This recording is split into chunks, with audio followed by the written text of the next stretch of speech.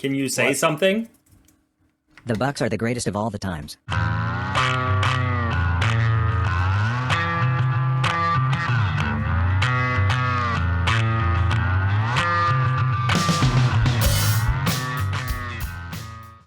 What did you think of Okada's debut?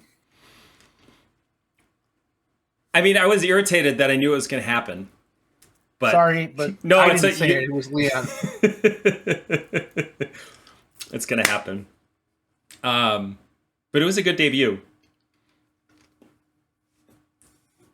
I like that he went heel and joined the Elite. I think that's a good move. That clearly sets up Okada Eddie, but it also sets up Okada Kenny Omega, which I'm fine with that. Mm-hmm. I'm fine with that. And then Danielson coming out at the end against Yes, Ospreay. please. And they showed the Dynasty pay-per-view logo, which let's watch that. I have words about that. What are they? Because we're talking about it now. Let's talk about it. Okay, let's talk. Here, but... That's such a stupid name for a pay-per-view. I hate their pay-per-view names. Yeah, I thought it sucked too when I heard it. I just went, They have to be getting on a streaming service is what I'm thinking, because otherwise they wouldn't keep adding pay-per-views. You can't have all those pay-per-views all the time. What I read, I don't remember what it was from. It might have been the Media Scrum. Tony Khan thinks 10 is a good number. And I'm hoping that he sticks to that, especially since they have ROH pay-per-views to do as well. I think 8 is a really good number. I thought 4 was a really good number, but if they're going to keep going... 6 would have been okay. 6 would have been good. I agree. 6 would be more than enough. Hey, it's Leon! Back! Yes! Everybody clap for the Boomer. It's a year older than us. Nothing. Phone no work. Really nothing. iPhone no do what phone's supposed to do. Android dumb. Android just dumb sometimes. Anything, for fuck's sake. Yeah. 6 isn't bad. 4 isn't bad. I think 4 is too few. I think 6 would be fine. I think 6 is the number. I would be okay with 8 too, because that's not what they're doing. I think they're closer to 10 at this point. Do you remember when WWE had 2 every month except for like the Mania and SummerSlam cards? Jesus Christ. In 1 month they had 3? Because they had SmackDown. And then they had Raw, SmackDown, and ECW. And the one they had 3 was that December that they had December to Dismember, wasn't it? Yeah, and oh my god, that was terrible. It's like the worst pay-per-view I've ever seen in my life. Worse than Heroes of Wrestling. That's a bold statement. That's one where Jake Roberts was too drunk and made the snake look like his weenie. Oh. And Yoko was out there, but he was so big that he couldn't move. Yeah, that doesn't sound very good. It's a classic. We already started talking, in a sense. Maybe now is a really good time to do an intro, like 5 to 6 minutes into what we're talking about. Hello, everybody, and welcome. This is the BREWDCAST. I am, as always, the Black Rose, Bud Robinson. See, I have black fingers. With us tonight is the Boomer, Leon Robinson. I'm sorry, I had to. How you doing, Leon?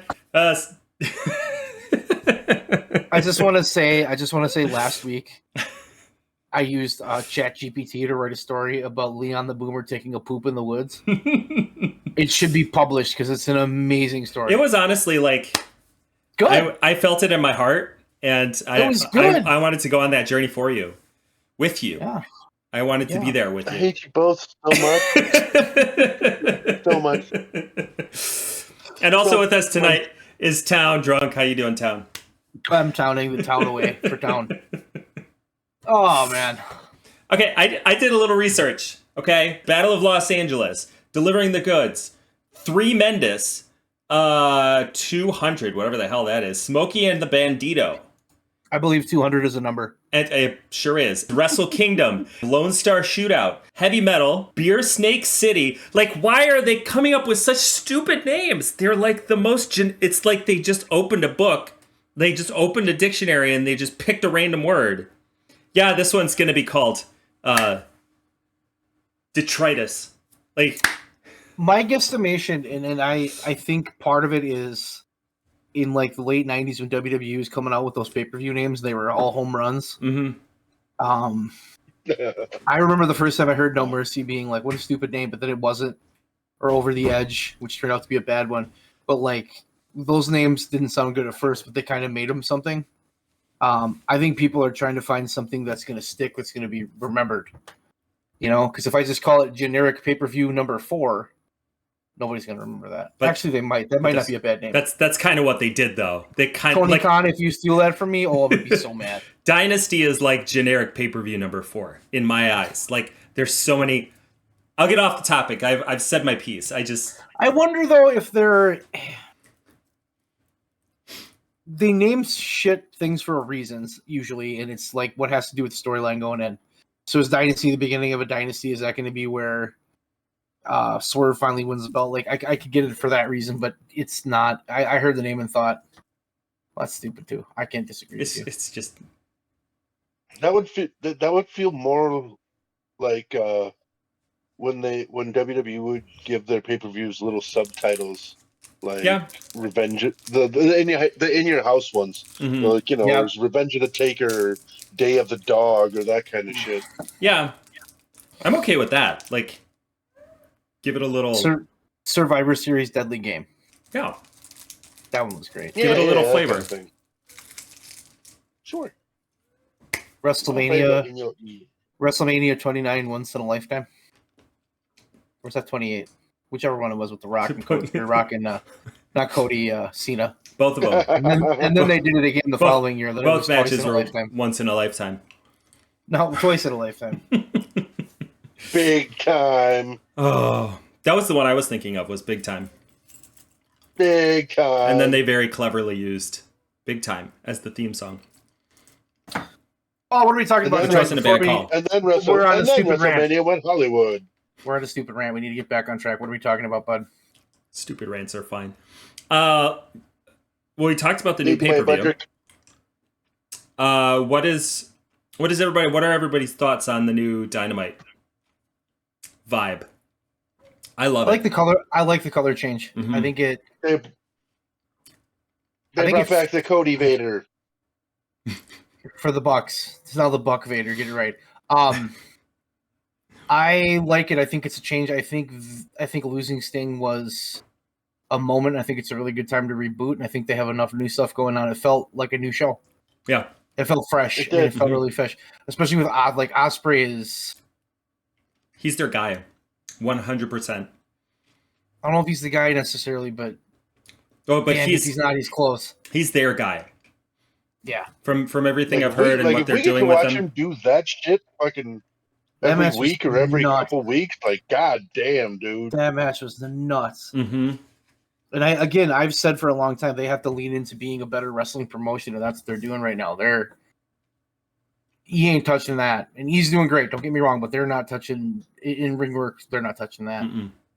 I struggled tonight with the Darby Allin Switchblade thing.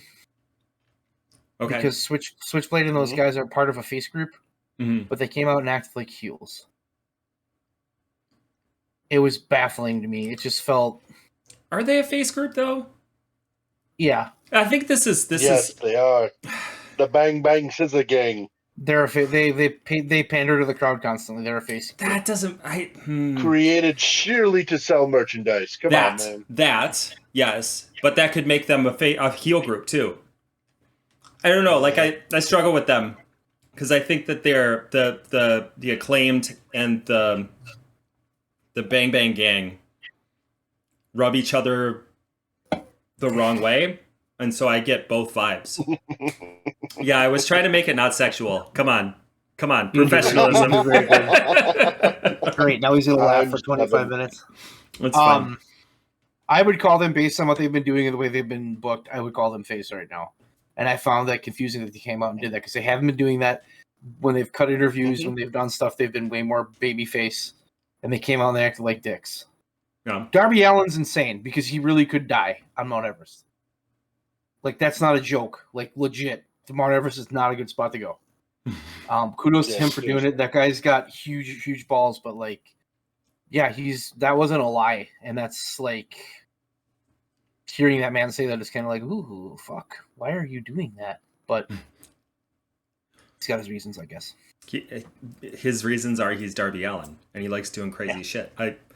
I commend him for it. Yeah, I mean, if he went out like that, like if he did legit die, that would be crazy as shit. Everest is littered with the corpses of crazy people. Yeah.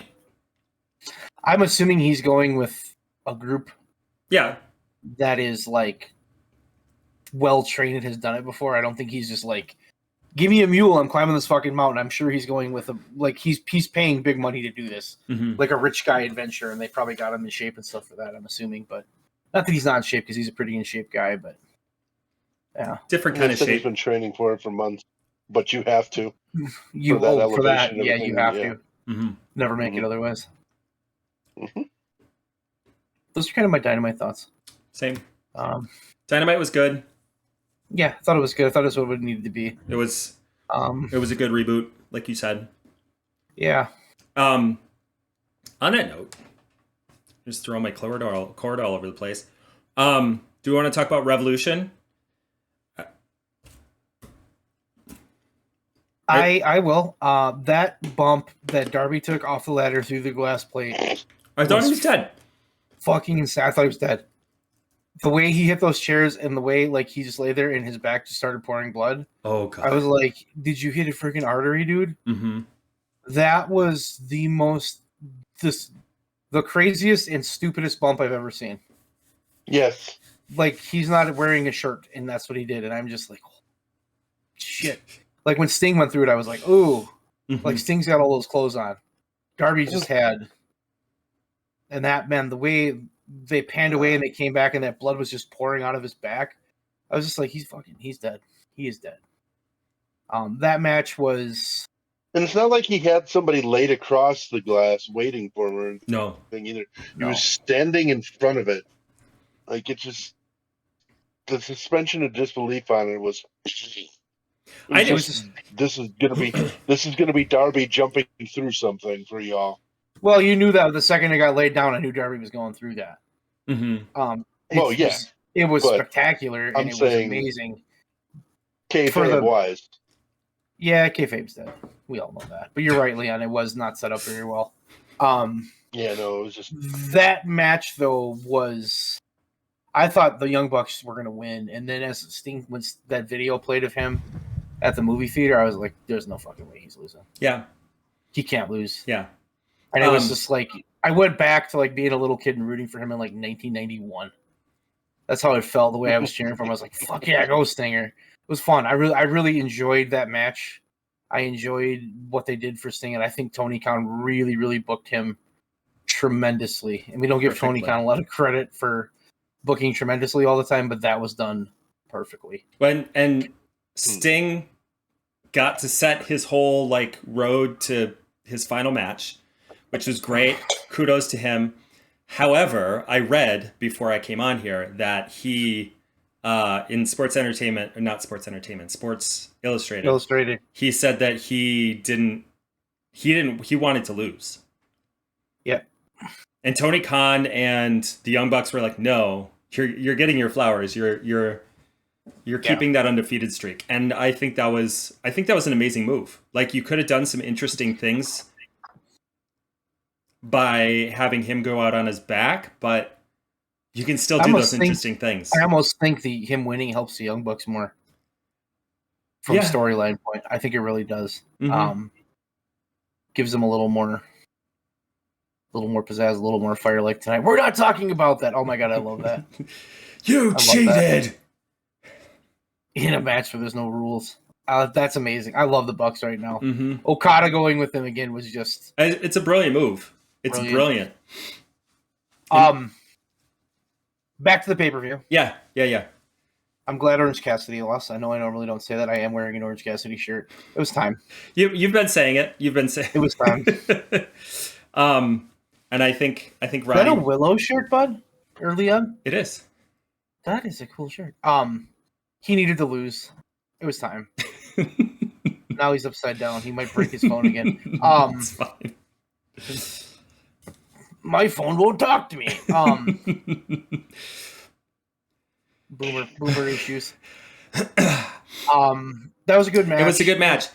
I thought it could have been better. I thought it was solid, but I thought it was but it served a really good purpose. And I think Roddy getting the win clean made it better. I thought that's what they needed to do. I think it was an excellent showcase for what Roddy can do, because I don't think that Roddy has gotten that since he came back from his neck injury.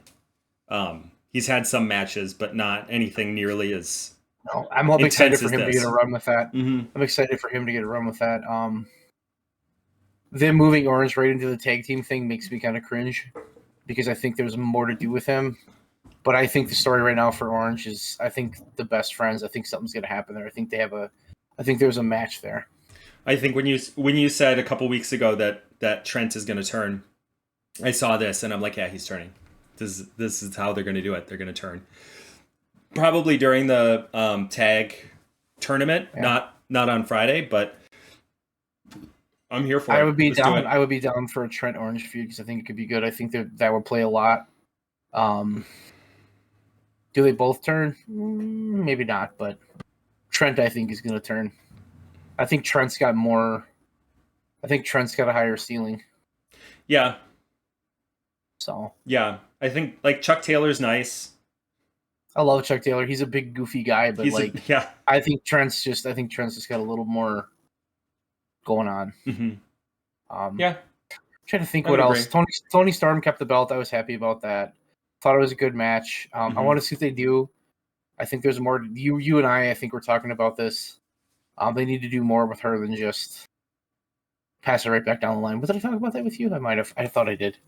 But that was my concern. It's going to be like with Britt Baker, where somebody fights her and then they lose on TV, and then they go away. Mm-hmm. So I hope that doesn't happen to Deonna Purrazzo. The world title match was interesting. I thought it was an interesting way to go. I thought that was the lowest point of the card, and it was still a damn good match. But I was not as intrigued by that match, because it was more about the storytelling than it was about the in-ring work. Do you remember when the Acclaimed fought for the tag team belts, I think against Swerve and Keith Lee, and lost on the pay-per-view, and the crowd just wanted them to win? Mm-hmm. And it was a huge letdown. That's how this felt. Yeah.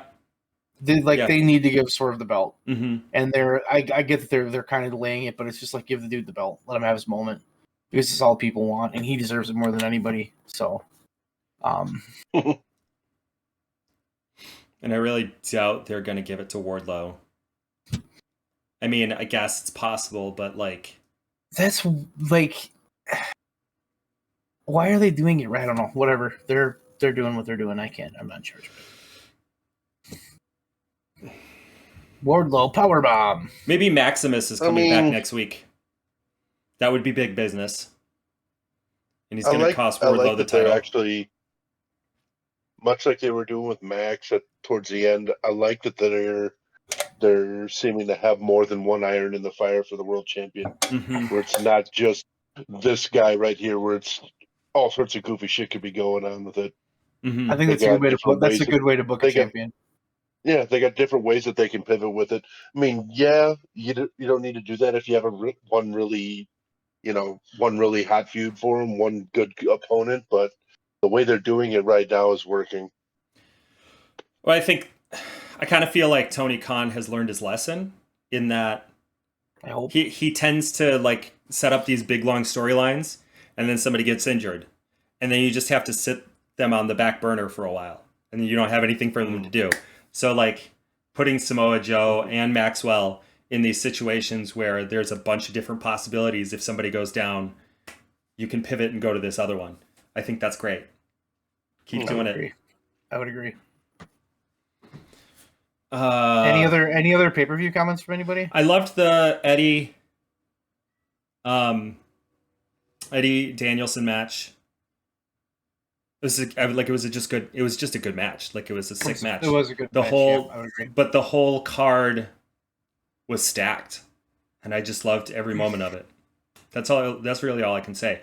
I was worried that it was gonna fall to the sort of I thought that this pay-per-view was gonna wind up being similar to the Ric Flair's last match, right? Where there's a card and it's fine, but then the focal point is Ric Flair, right? But this didn't do that. Like the focal point was Sting, but the rest of the pay-per-view was also fire. And Sting also didn't almost die in the match. No, but his friend did. Darby We're did. not sorry. We hate you. Oh God, I love that moment. They are so on fire. They're loved just it. feeding the trolls, and it's I so am, amazing. I'm well on record, shitting on all sorts of things that they do, Mhm. but the everything that they've done, like I was sitting there watching that match, and as it unfolded, everything that they've done leading up to it, everything that they did throughout that match, just playing the cowardly little assholes, being cheating little bastards, all that fun, like they were note fucking perfect for this whole feud. Mark that And down on the calendar. I will eat my crow, and they did fucking perfect with it. Mark that down on the They did calendar. really good. That's I'll write it down. I Leon think said that. Yeah, they were the perfect fucking foils for this. I agree. They have been for a long time. I do So, think that this particular character is showing a lot more of their genius. I would agree because they're embracing the fact that that whole Punk thing is being blamed on them by a really large majority of the fan base. And instead of trying to ignore it, they're just fucking leaning into it. Well, and I think it's beautiful. A lot of their stuff in the past has been, much to Leon's chagrin, a lot of like wink and nod to the fourth wall kind of shit. Like, you get what we're talking about because this is wrestling and you get wrestling, But now I think they're using that knowledge and like creating these characters who like portray that perfectly, as opposed to I think they are. I hope they take some more. Like, there's a lot of shit they can do. I'm excited for the Bucks. Absolutely. I think the Bucks are. God, they're good. And the fact that the E never tried to pick them up before like 2017 is just mind-boggling to me. But it makes sense because they don't like tag teams unless you're the Usos. That's true. So, unless you're related to The Rock, they don't want anything to do with you. The next, so I cleaned the Rock's toilet once. Come on over. Give him the IC belt. We were gonna retire it anyway. So on that note, Revolution, we saw the return in 0 hour of PAC, not the physical return. We saw a promo hyping his return, and the return of Kyle O'Reilly, someone who we have not seen for 2 years, apparently. Yep. I want to know what you two think, because I have some thoughts, but like I think, what do you all think? I want to know what Pac's gonna do, because right now I'm sitting there like, okay, where does he fit in? Because like he was doing Death Triangle, but they just haven't been around for a while. I think Rey Fenix is still hurt, isn't he? I believe so. Yeah. So I look at that and I kind of go, what are they going to do with him? I'd like him to break away from those two and kind of do his own thing. Pac is amazing. They just kind of have to find that spot for him to sort of hit the ground running. Kyle O'Reilly coming back was weird. So fucking weird. And then tonight, the promo that he had made me just go, oh no. Because he can't cut a promo. No offense to Kyle O'Reilly. He was amazing. No. Not a mic guy. I think sticking him with those guys would have been a much better move. They just feel like that group would be oversaturated, or I'm sure they're trying to do something different with him to give him some kind of push. But I just look at that and I go, I don't know if he can. I don't know if he can do it by himself. On the mic, in the ring. Yeah, on the mic. Yeah, in the ring. Hell yeah, he'll be fine. So they just made him a silent assassin who beat the shit out of people. But yeah, I was just kind of like, I thought it was really weird the way they did that. Yeah, then now they got him coming out and like wanting him to emote and shit like that. Yeah. Like he hit the ring. He looked like he's ready to fight. Then he's giving hugs, and then he's bye, and he looks like he's gonna fucking cry. It's like, what the fuck just happened? That's kind of how I felt after that one, too.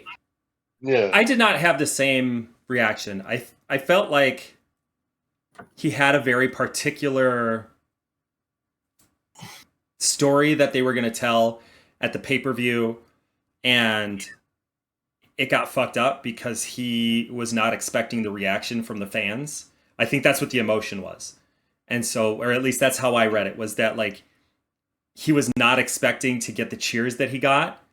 He was not expecting the fans to even really care. And he was like, "Oh shit, that's awesome."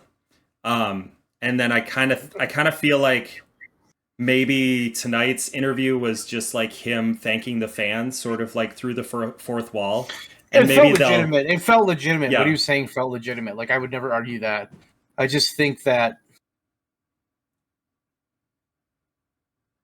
when you're coming back from an injury like that after 2 years and you come back to that kind of, and it was pretty much a dud.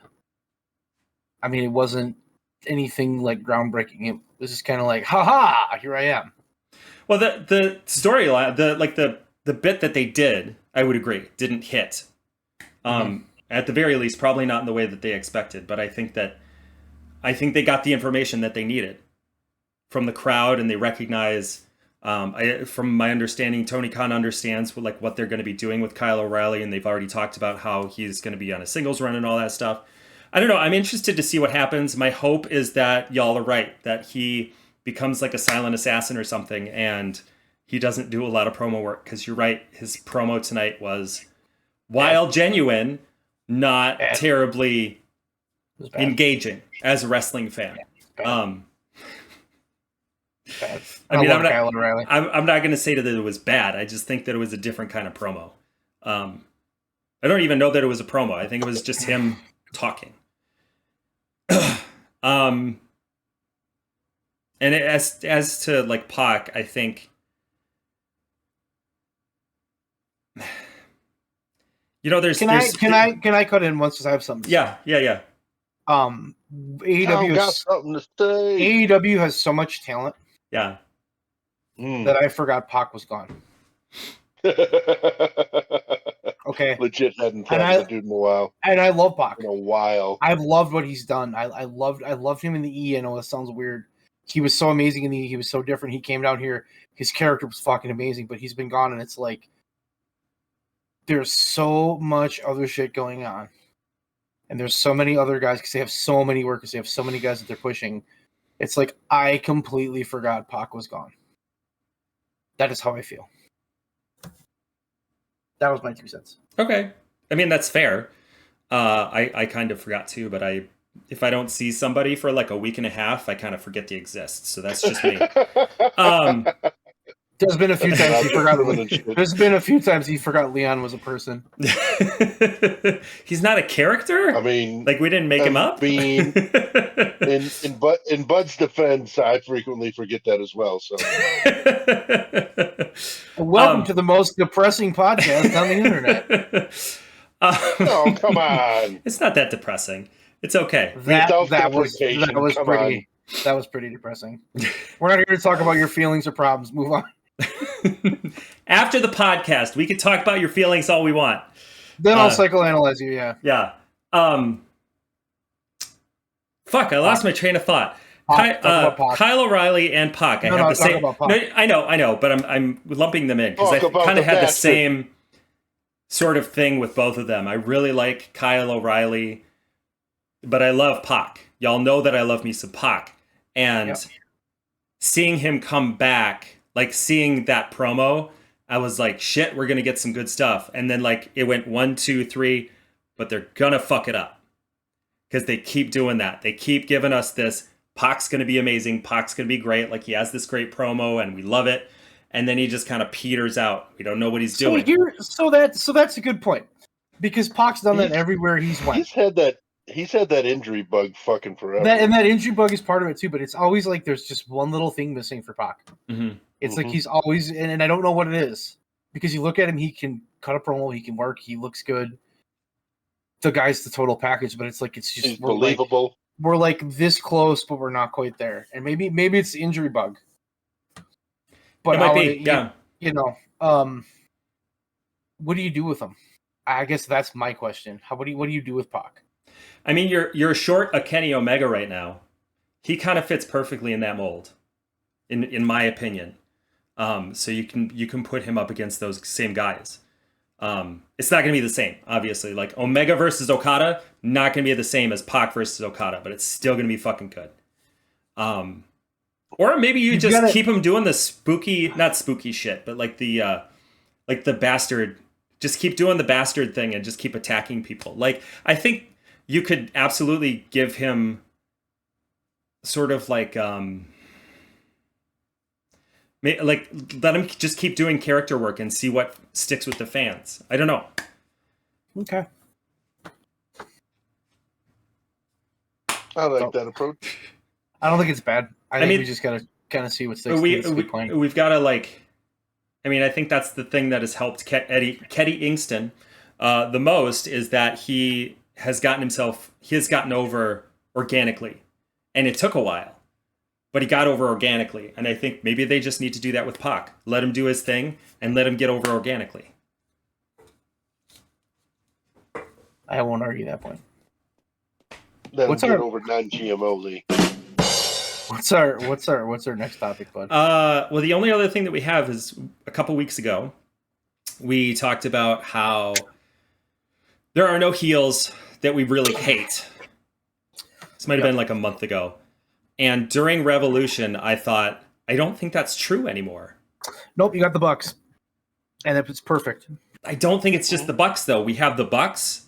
I think Joe is there. Even though he's kind of a tweener, he flips back and forth. Totally disagree. Totally disagree on Joe. Strong, Cole, Hangman, Christian. Yeah, I think the only thing the people are against Joe for is that they want Swerve right now. I would say Christian Cage is another one that is in that MJF point of he's such a good heel, and we know he's a good heel that everybody's kind of like, I would say he goes out there and he gets booed to all fucking hell. He gets his heat though, because dude just he talks such he's amazing, just vile shit. I would say the three most hateable heels in that company right now are Hangman and the Bucks, and part of that is because of the CM Punk shit. They're using that to their advantage, which is what they should have done in the beginning.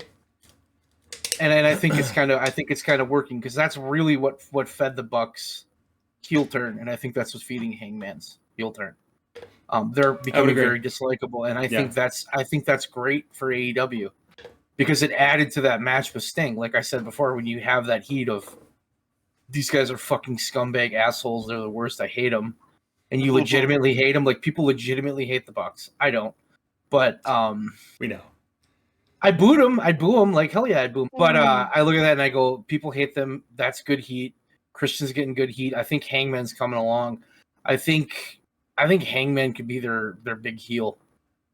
Because I still want to know why Hangman has started doing a cosplay of Magnum TA. I love it. I still want to. I need it acknowledged somewhere, because it's so it's blatant. I need it acknowledged. Wasn't Magnum? I need to know what's going on there. Wasn't he at the Sting's last match? Yep. I was just thinking how funny. Luger was there. I did not see Luger. I knew he was supposed to be there, but I didn't see him. Luger wasn't on camera. He wasn't on camera. Well, that would be why. He was there though. I was just thinking how funny it would have been. Sting was there. If they had swapped those two out at one point.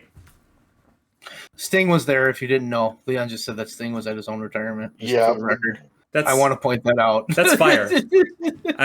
He's a professional. That's Sting. He shows up to his own retirement. Well, when Bud was talking today about Sting, he was calling him Steve because they're on a first name basis. Well, yeah, we are. Let me call Steve. It's so much better when you want one of those fuckers to get their ass kicked. That's partially why Roman Reigns is having as much success as he's having, because everyone hates him legitimately and they want him to lose. and it works, and he never loses. That's why it works. Is it smart? It was for a bit. Now probably not. Yeah, but it's kind of yeah, but it's cheap. It's very cheap. It's cheap. Like, yeah, I think that's the real difference, is that AEW is doing a good job not producing heat cheaply. They're telling the story. Like, they're trying to tell the story and make you hate these guys. And yes, they are leaning into the CM Punk thing, but that's not the story, right? Like, they're recognizing we have this base of fans who do not like the Bucks. Let's make those guys hate the Bucks even more. They're very vocal. Mm-hmm. I mean, I think that's the important thing. That's a very vocal part of that crowd. Mm-hmm. It's a very vocal part of the WWE crowd too, because it's the hardcores. You know, yeah. I completely forgot about CM Punk. I don't even care about him anymore. Like, I haven't even thought about him. So scrolling through the subreddit, hold on, I'm gonna pull it up. No, I don't have to pull it up.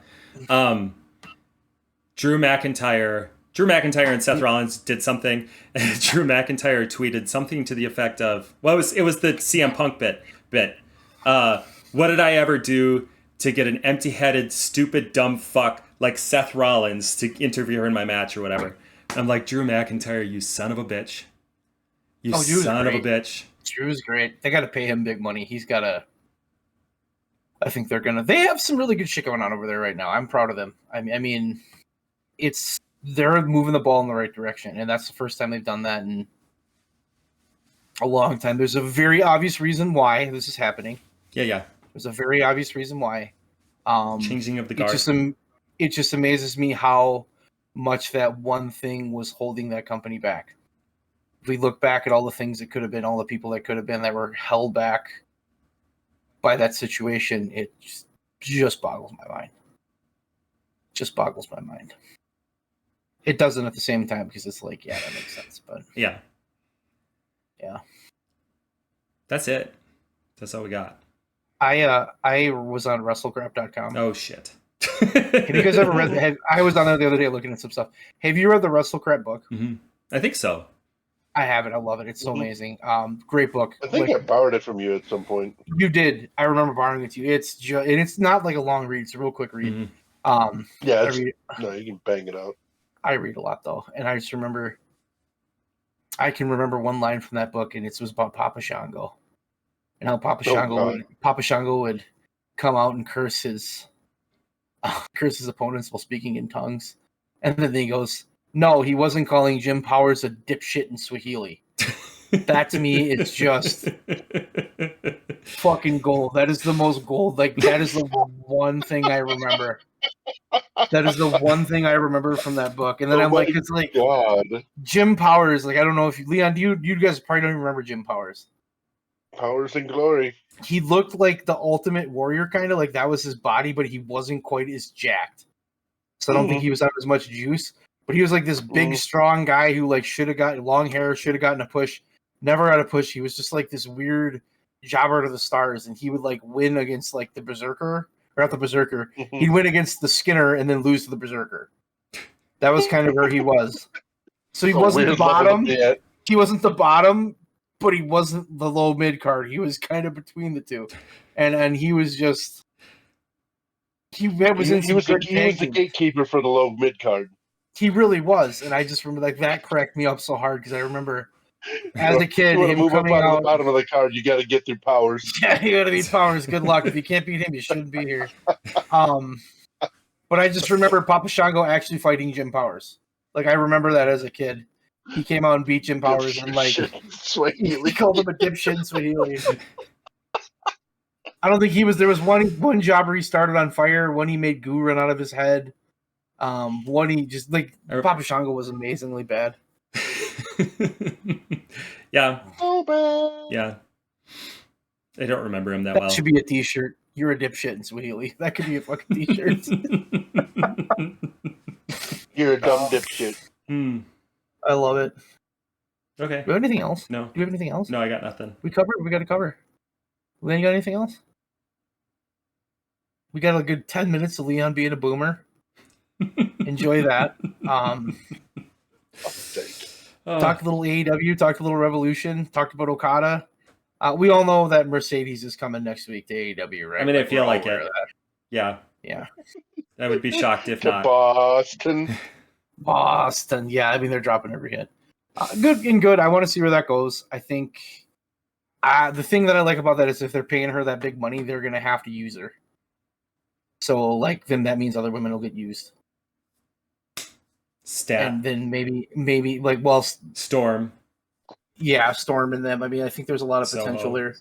Yeah, there's a lot of there are a lot of people there who there are a lot of women there who have not gotten the spotlight that hopefully will now. They have a really strong roster of women that they don't do anything with. Mm-hmm. Yeah.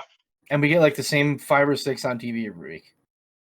Which isn't bad because they're all good, but it's like we have these other ones that could come in. We could expand this a little. Yeah. We shall see. Get on a TonyCon. Get on a TonyCon and make sure when you make AEW generic pay-per-view number 4 that I get my cut. Or I will call you a dipshit and sweet Ely. On that note, this has been Bud Robinson, Leon Robinson, and Town Drunk. I can't beat. I just bye.